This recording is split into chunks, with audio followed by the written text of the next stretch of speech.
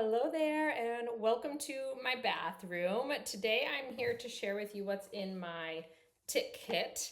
So, this is about if you or your child get bit by a tick, what do you want to do about it?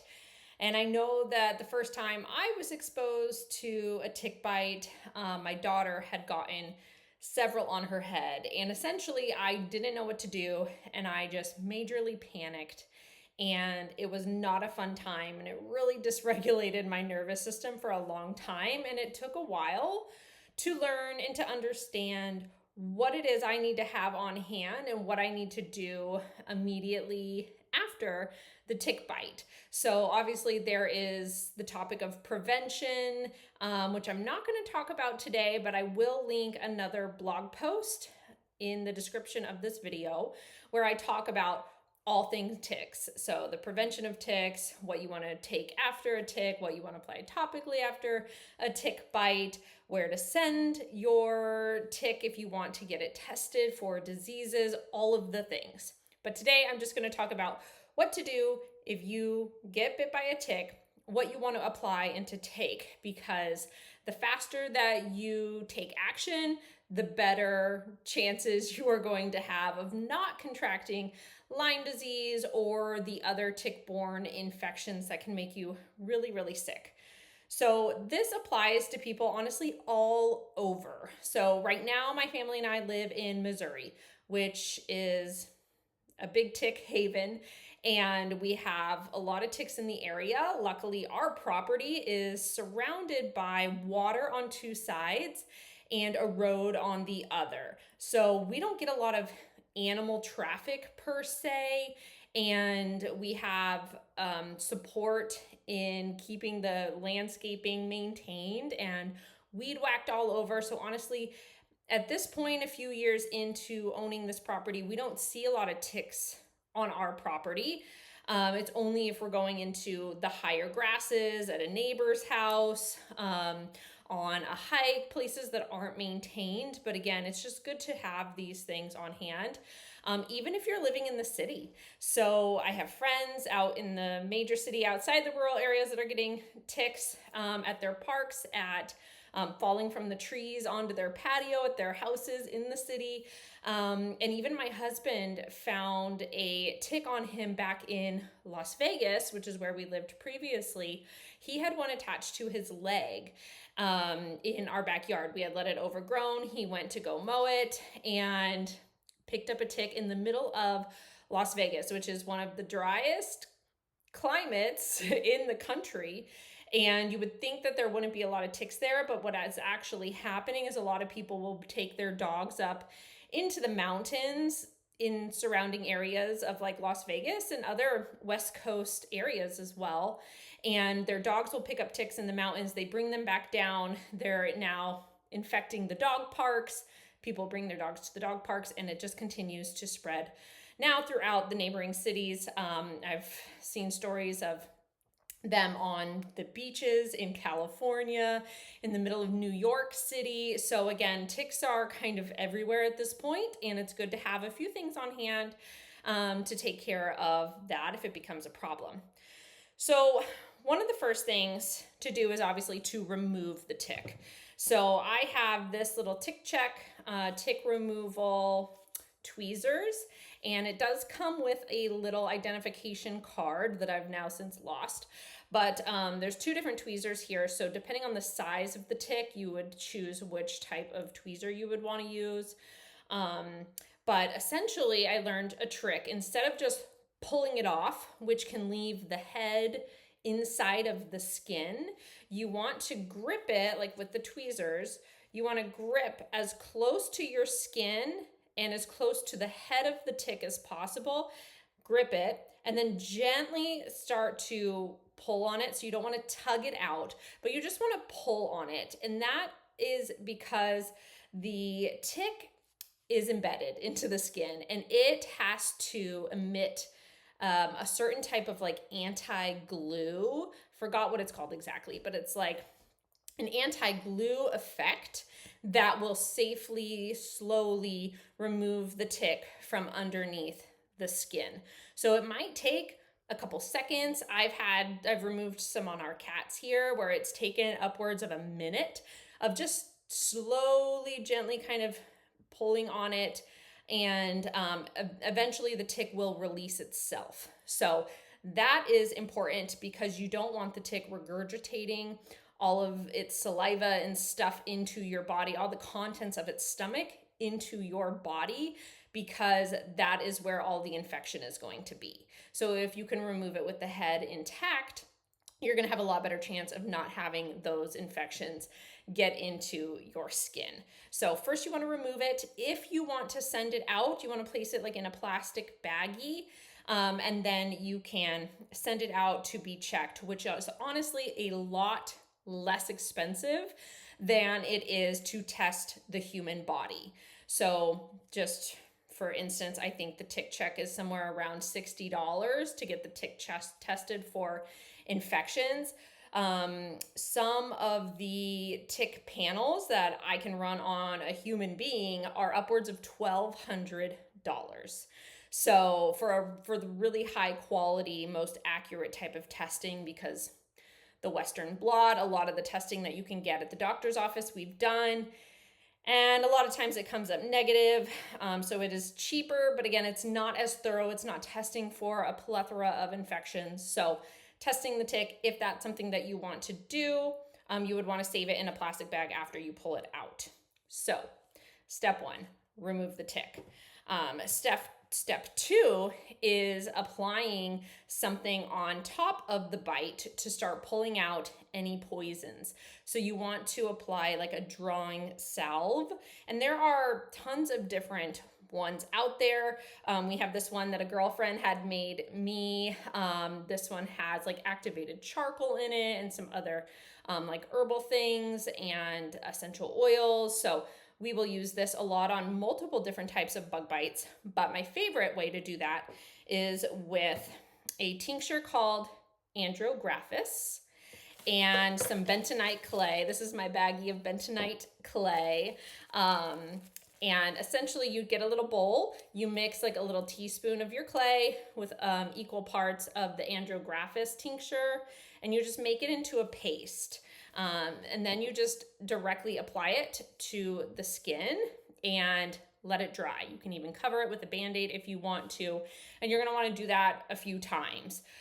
So that's gonna help to draw out any of the poisons that were input by the tick, so it doesn't spread. So that is the next thing that I would do.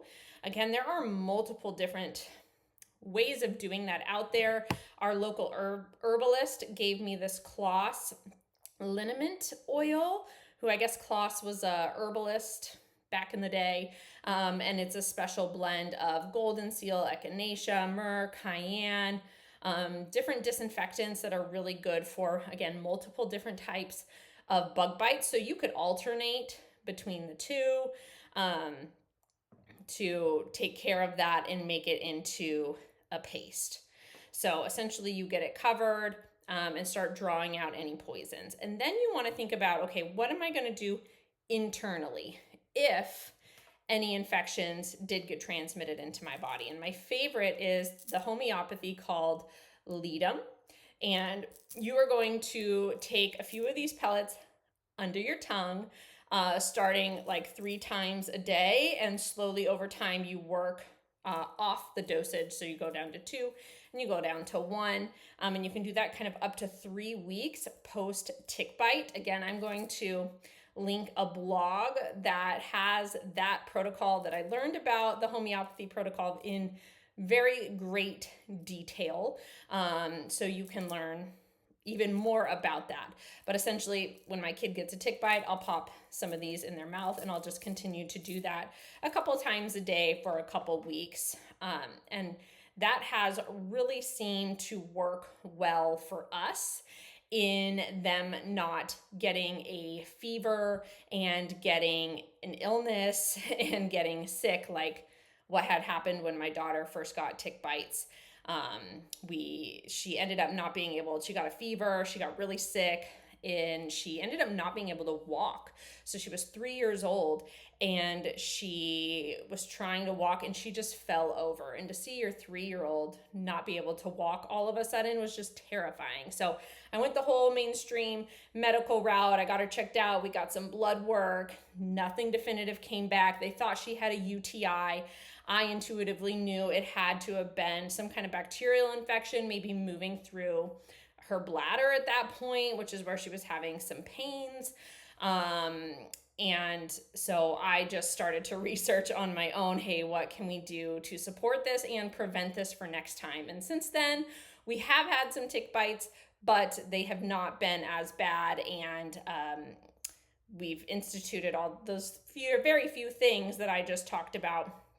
Something else that I find really supportive is Earthly's lymphatic cream. So this is a cream that I will have my children, usually they're the ones getting bit, but anybody who gets bit, you would want to take a little bit of this and you rub it behind your ears. You can rub it on your throat. You can rub it in your armpits. You can rub it over the area, around the areas that you were bit, essentially over any major lymphatic areas.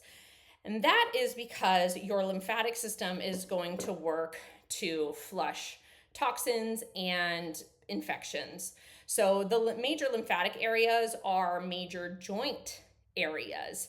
So especially if you notice getting any kind of joint pain, it may be joints, but it also might be your lymphatic system. So your major lymph nodes are housed inside your major joint areas. So that is like at your neck, you know, where your head, your cranium connects to your cervical spine. So around here, around your armpits, around your elbow creases, behind your knees, at your groin. So anywhere you have bones connecting into a joint, you most likely have some lymphatic flow and some lymphatic nodes there.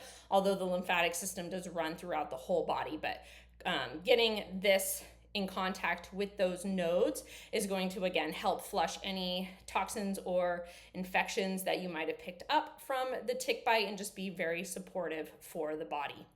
And since I've taught my children how to use this and what it's for, I find that they've become very intuitive in the fact of, hey, if they got bit and maybe scratched a tick off their head and I never saw it, and they will come in and be like, hey, Mom, I feel like I need some lymphatic cream. And I'm like, you know where it is? Go rub it in the spots I've taught you.